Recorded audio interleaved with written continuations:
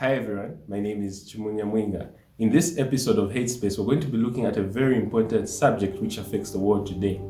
Some people have called it the world's greatest epidemic, and despite living in a multi-connected world with different social media platforms, the world today seems to be very connected than any time in history. But apparently statistics show that the world today has a vast majority of the people living in loneliness, or at least have been lonely at one point in life. Today I will just be talking about one of the two major reasons for loneliness from my understanding and from what I've researched and what I've read about. And so the first reason why many of us are lonely today is because of the quality of our friendships.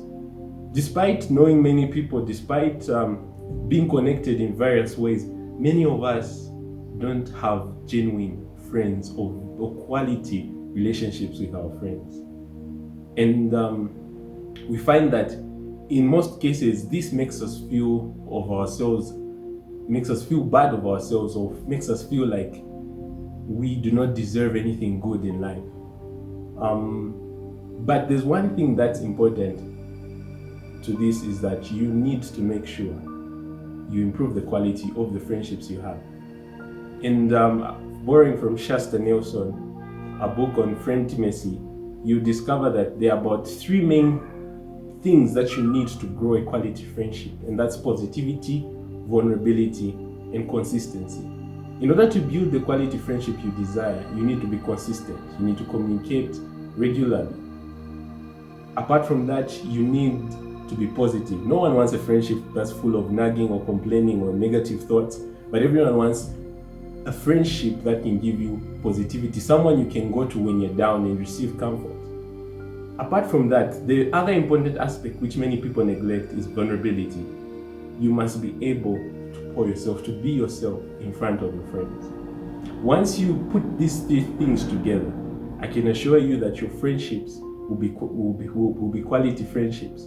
And that begins from you. You need to make an earnest effort to mend your broken relationships, mend your broken friendships, and improve the quality of the current existing friendships you have.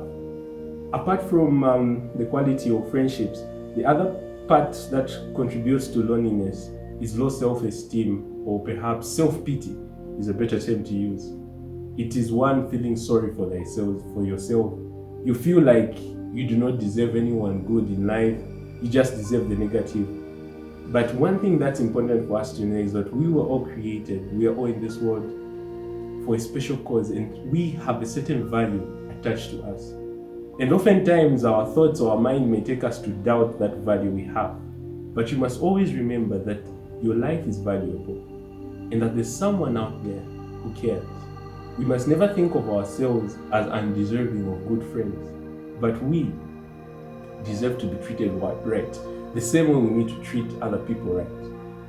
And so the quality of our friendships and improving knowing our self-worth, actually, our self-value, having self-respect, that we are special beings with multiple abilities to do great things, with potential to exceed and grow in anything you put your mind to, can avoid you from this peril of loneliness. Loneliness has actually led to many people falling into mental health diseases or illnesses like depression,